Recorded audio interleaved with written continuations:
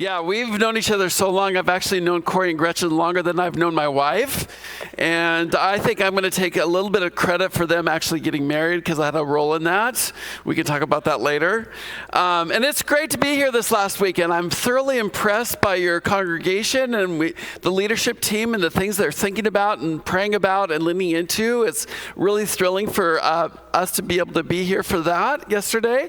And like I said, I come here from Chicago, and I am the director of contextual lifelong learning, as well as an associate pastor of ministry. What does that even mean? We believe that you just don't get your degrees. You actually become a lifelong learner your entire life, and you stop learning when you meet Jesus face to face. You know what I'm talking about? That's when you stop learning. You're always learning something new. My wife and I are actually learning what it means now to be empty nesters. We have 4 adult daughters that we have the privilege to have in our lives and have them teach us about what it means to be female at that age in our country. It's been really great to learn that. A little bit more about my context. I've not always been at the seminary. I've been a covenant pastor since I met Corey and Gretchen. And so I was always on the West Coast. We were in Oregon and California and Washington. So that's where I've been. And my wife is a high school English teacher, and that's a little bit about me.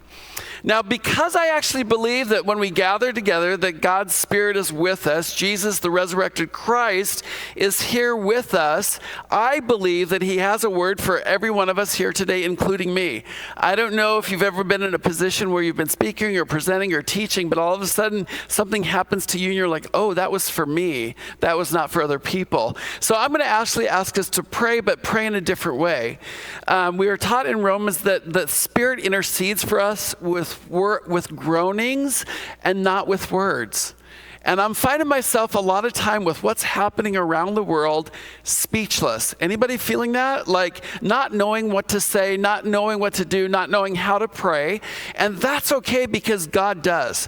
And I'm reminded in the Old Testament, in the beginning, in Genesis, that God breathes into humans.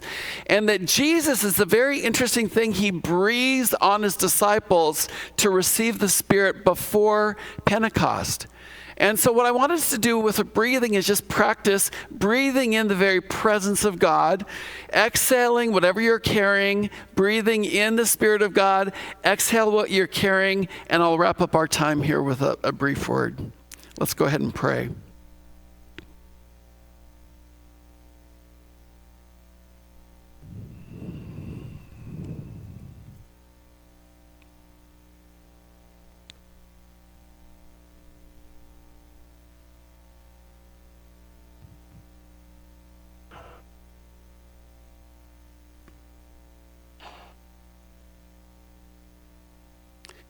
Jesus, I'm so thankful that we don't have to craft words in order to get your attention. That you're very mindful of your world. You're very mindful of our lives. And you're very intentional about being with us. I just pray that you just continue to help us be mindful of the fact that you are at work and you do things that are above and beyond our ability to comprehend or understand. So with that, I pray that you would give us a posture of humility, of wanting to seek you, leaning into things that might be new, so that you can help form us into your image. Thank you so much for our time this morning, Spirit. I pray that with each breath, we'd be fully aware of what you might say to us this morning, including myself. Amen. So she actually walked into the Pizza Hut, and I watched the entire room of people there watch what they did when she walked in. She walked in, and every single person distanced themselves from her. It was almost like Moses when he parted the Red Sea. She walked in, and everybody parted and scurried away and gave her ample room to walk wherever she wanted to walk. And I was new to this particular ministry, and I had no idea what was happening. Now, she was a tiny woman about this big, and I, along with everybody in the Pizza Hut that night, perceived her as a threat. I found myself wanting to run away when I saw her. Recently, at that time, I was living at that time here in Bellevue, Washington, and I was the youth pastor at Newport Covenant Church. And I went there because I wanted my students to be discipled in such a way that they would be able to acknowledge the context in which they lived and were growing up, and then be willing to cross cultural barriers in order to participate in the advancement of the kingdom of God, to join with Jesus and all of his followers in this great commission.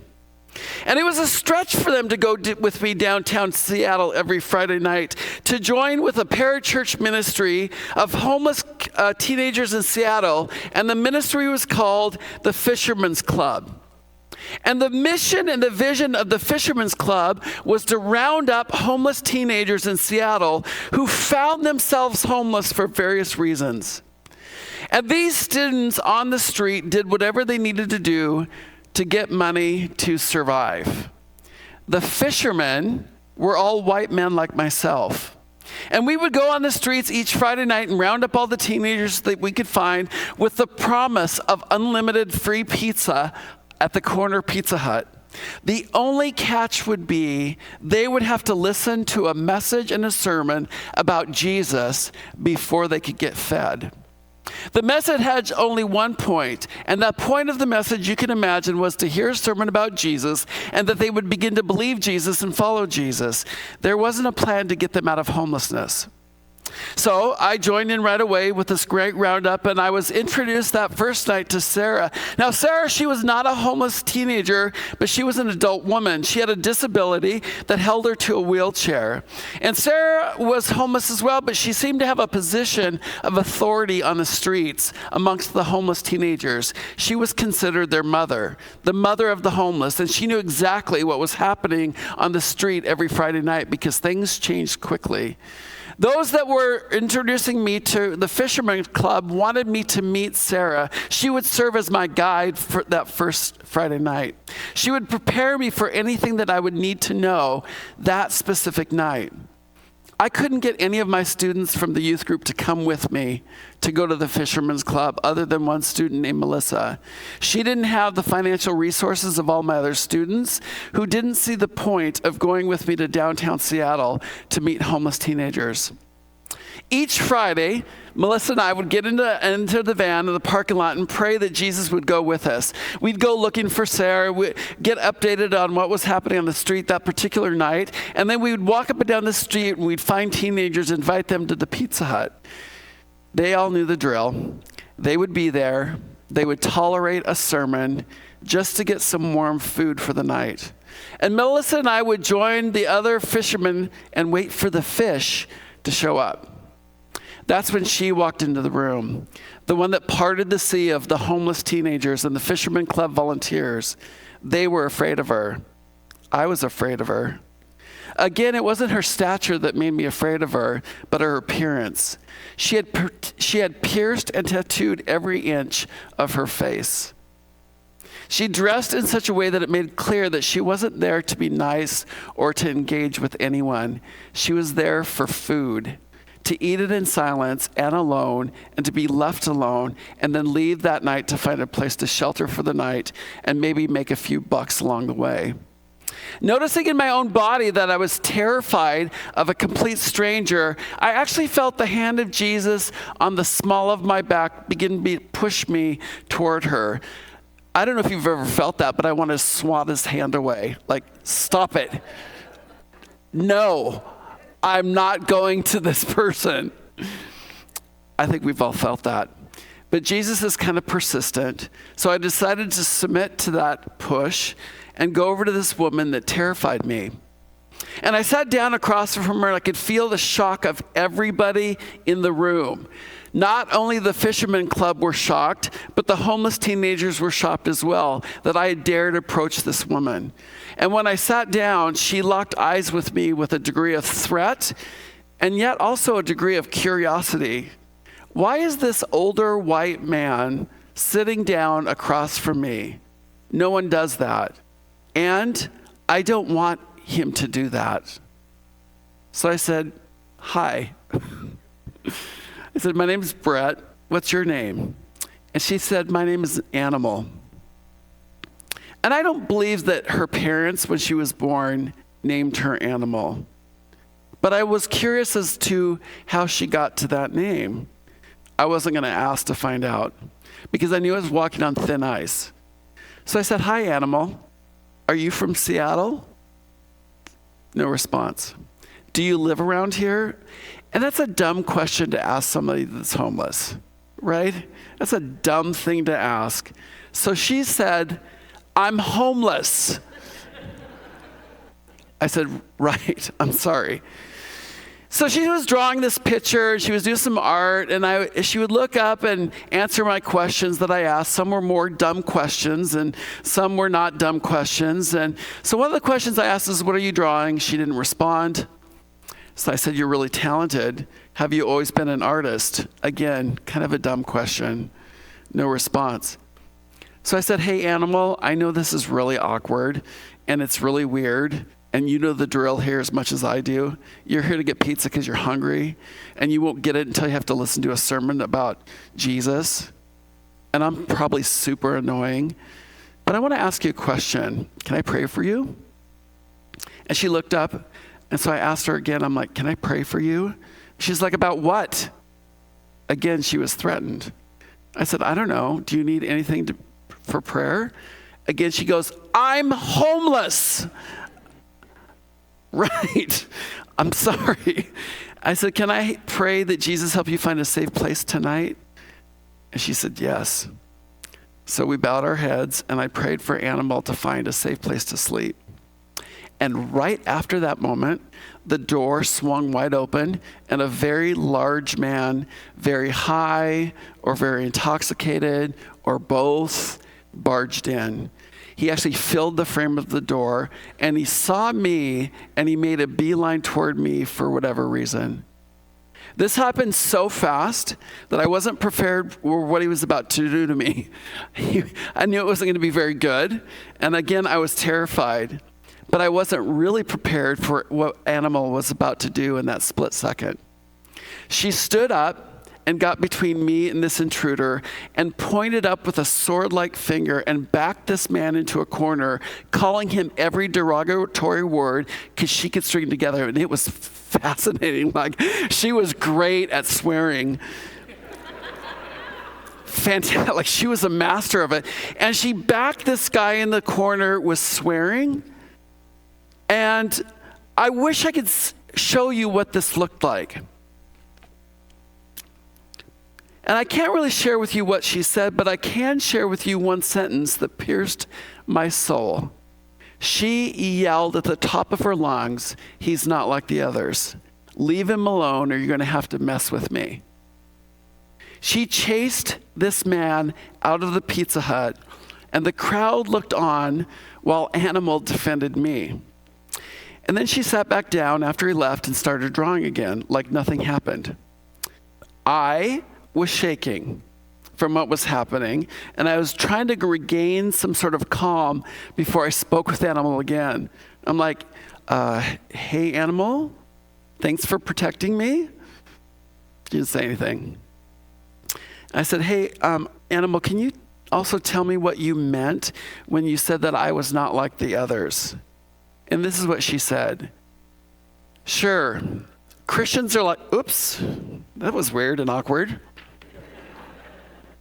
And that happens sometimes. Okay, let's close in prayer. No. I think that's where we were.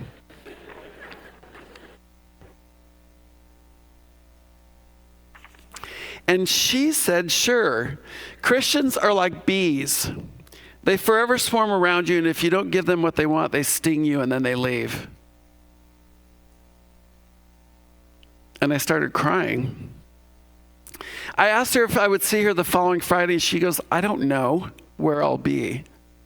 And at that moment, the speaker got up and started droning on about Jesus, wanting something from those that were gathered before we would give them food they desperately came for.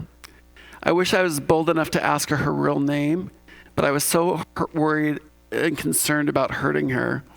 I think about her every now and again, and when I tell this story, I ask people to pray for Animal. There's something that I learned that night, that I actually come and arrive everywhere with a culture. And that night I showed up with a Christian culture. And I had no idea how many others had experienced that culture or how they experienced us. Animal had experienced something before with people like me. And I wondered, and I still do, what her experience was. Even though I and the rest of the fishermen had great intent, I had never even considered how others may have been impacted and unreflected about their Christian intention and the impact that it may have on others despite good intentions. And this morning's passage will be an important passage to consider my narrative with animal as serve as a template for the passage this morning, for us to look at it and attempt to understand what Jesus was doing and what he was saying. At first blush, what Jesus is doing and saying is problematic, and I will help and hope to unpack it. This is why the title of the sermon is He Said What? And the he I'm referring to is Jesus. So we're going to be reading out of Matthew 15, 21 through 28 in the New Revised Standard Version, and it says this. Jesus left that place and went to the district of Tyre and Sidon. Just then a Canaanite woman from that region came out and started shouting, "Have mercy on me, Lord, Son of David, my daughter is tormented by a demon." But he did not answer her at all. He didn't answer her. And his disciples came and urged him, saying, "Send her away, for she keeps shouting at us."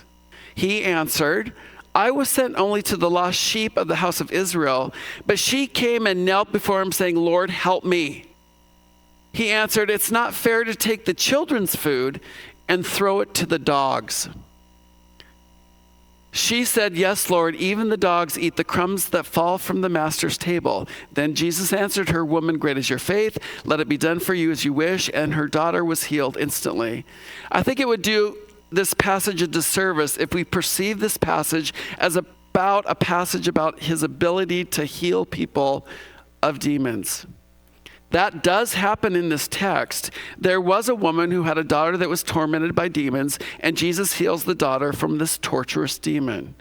However, we need to see two things in here and pause and ask what's happening. They are, the first one, that Jesus ignored this woman at the beginning, this Canaanite woman at first, and the disciples demanded that she be sent away.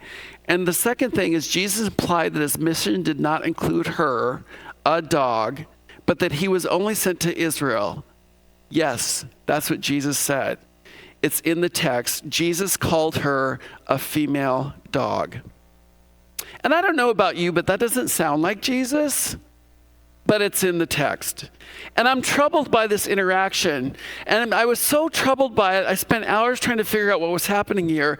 And this is what I discerned. We have to start with verse 15 that says, Jesus left that place. And right up there, we're showing that. They were in the area of Israel before they went to Tyre. Jesus was in a place. And what is that place, and what is the context of that place? He was in a place where Israel declared that it was clean. It was a place for Israel, but it was not a place for Gentiles. Gentiles would be uncomfortable in that place. And in this place, Jesus was arguing with religious leaders, the Pharisees and Sadducees, about what was clean and unclean behavior. Those leaders were suggesting that Jesus and his disciples weren't clean because they did not follow the expected cultural ritual of washing their hands before they ate. By implying that they didn't follow the expectation and law that gave to Moses, Jesus, they were saying, was unclean. And not to skip a beat, Jesus was saying, you want to play that game about who's clean and unclean? And he turned his words back on them and he says, you are not clean because you don't even honor your father and mother. He followed up with a lesson on what makes someone unclean or clean, and it's a rather descriptive discourse, and it's rather kind of intense. Read it at home. From this key clean place, arguing about what was clean and unclean, with the implication that Jesus wasn't clean by the religious leaders, Jesus stands up and makes a direct beeline towards Tyre, a different place. Now we know that Tyre is a coastal city, and it's where the Canaanites live. We're told that she was a Canaanite woman. They would have been people that would have been eating shellfish, which is what I would have wanted to do. Anybody with me? Pacific Northwest, we want to live by the ocean and eat what's in the ocean, but they were told that they couldn't do that. If they did that, according to Leviticus, they would be unclean. Israel was not supposed to do that, and food is a cultural expression. Everyone knew the history of the Canaanites with Israel. Do you remember? Remember in the Old Testament, the Israelites believed that God had commanded them to commit genocide of the Canaanites, to go in and wipe them all out. The bad blood between Israel and the Canaanites ran deep, and we cannot understand this text without understanding that history. This is so much true that Israelites would avoid Tyre at every turn. Not only would they encounter the Canaanites in that city, but by doing so would put them with a threat of violence because of the bad blood between the Canaanites and Israel. They wouldn't even consider engaging with those kind of people. And Jesus and his disciples were taking their embodied cultural understanding with them about themselves, about what they knew about themselves and perceived about themselves, to the Canaanites and what they perceived about those kind of people. We are not told that Jesus announced, "Hey, everybody, we're going to Tyre." Nowhere in the text does it say that he did that. He just got up and walked northwest. Jesus' disciples followed him. However, as he got further away from their place and got closer to Tyre, the disciples, I believe, began to get nervous. What in the world is Jesus doing? Is he lost? Doesn't he know where he's headed? He's putting himself and us at risk. He will even prove to the religious leaders of Israel just how unclean he is by going in that direction. Now, I'm sure the religious leaders followed at first. However, when they got to the other side of the tracks and realized where he was going, they would have stopped. They would never go to Tyre. So was Jesus just wandering around? I don't think he was.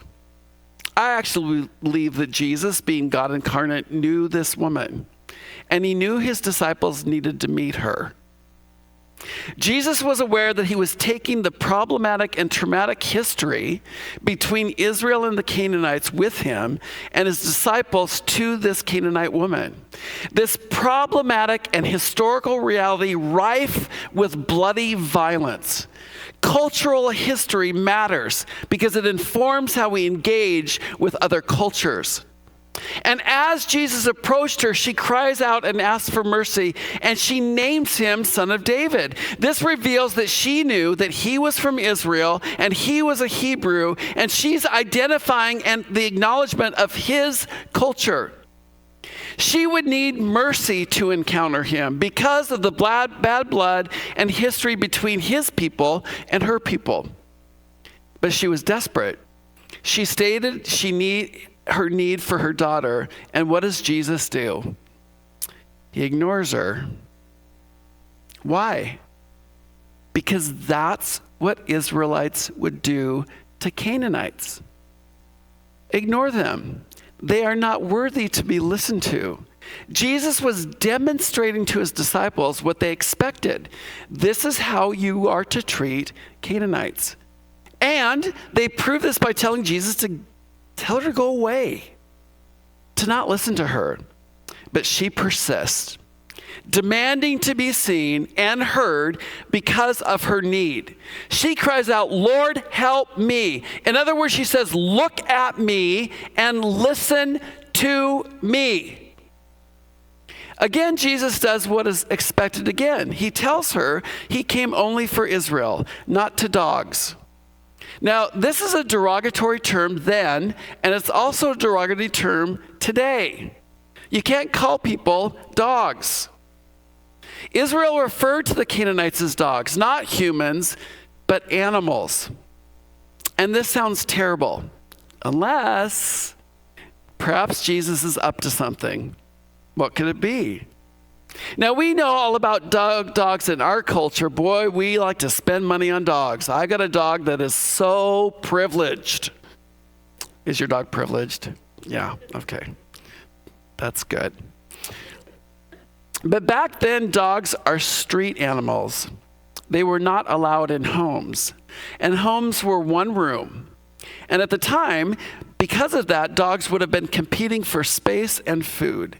So dogs would not be in homes. They were street animals. This Canaanite woman spoke back to Jesus about his term dog in front of the disciples by implying that she wasn't a street animal. She was a prized pet, one that was inside the house, right under the table. In other words, she's saying, I'm here and I'm not going anywhere. Look at me and listen to me. And this is the miracle of the text. A miracle that is on par and maybe even greater than healing her daughter of demon possession. That Jesus was going to heal something more. He says to her, woman, great is your faith. Let it be done for you as you wish. In that one sentence, he renamed the Canaanite woman in a jaw-dropping mouth up in front of his disciple. She wasn't an animal. She wasn't a dog. She was a woman. And not only was she a woman, but she was a woman of great faith, and she needed to be listened to. Jesus needed to teach his disciples, if he were going to give them the keys of the kingdom, of the commission, of the Great Commission, that dehumanizing anyone is not okay. That history has a very powerful impact on how we perceive other people. And any group of people that you are avoiding because you believe that they are less than you, that they are somehow unclean, somehow on not equal with you or on par with you, is dehumanizing. And Jesus will do whatever it takes to help you change your perspective of them. As Jesus took his disciples to the Canaanite woman to teach them, he took me to introduce me to someone named Animal to teach me. I was terrified to go to her from the moment I saw her, but Jesus led me to her to teach me a lesson. She wasn't unclean or unworthy of love. She taught me how that she had experienced people like me, claiming that I had the good news, but was only there for a bait and switch of the kind of things that, unless she gave up what Christians were looking for from her. The workers of the Fisherman Club attempted to interact with Animal, probably in the past, but she was scary, so they avoided her. She said what she wanted. She appeared to confirm beliefs about her by her dress and her demeanor and demands. They were shocked to see me go to her, to listen to her, to pray for her. And then when I was about to be torn apart by a complete stranger, she defended me and said, he's not like the others. I believe this is something the Canaanite woman would have said of this son of David from Israel compared to all the other Israelites she's met. She would have told her community, the Canaanites, that Jesus was not like the other Israelites who avoid us, who judge us, who harm us, or who dehumanize us. In closing, I want to challenge you with something that Dr. Willie Jennings said to us. He was with us last year in one of our classes. And he says this: you know it's the Spirit of God when God is asking you to go to people that you don't want to go to. I'm going to say that again. You know it's the Spirit of God when God is asking you to go to people that you don't want to go to. He used the text, Willie Jennings, where Peter was on the roof when he had a vision of a sheep being dropped down and he was told to take and eat. But Peter said no 3 times. Those animals in the sheet were animals of other cultures, of what other cultures ate. But Israel was different, and they were taught in their culture to stay away from food, which implied that they would stay away from people. The Canaanites as well as many others. Peter finally realized that Jesus was asking him to go into a Gentile home, to enter into that Gentile home, to see that the Spirit of God was there in that culture as well as his.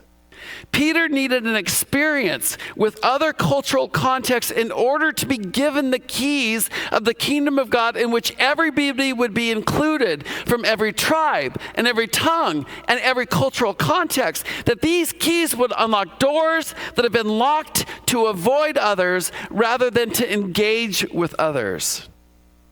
So I want to close by asking a question. Who are you avoiding in your attempt to follow Christ?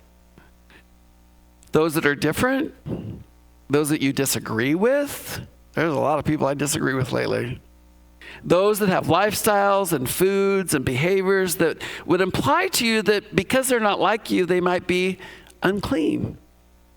Being in their presence in their place might affect you negatively.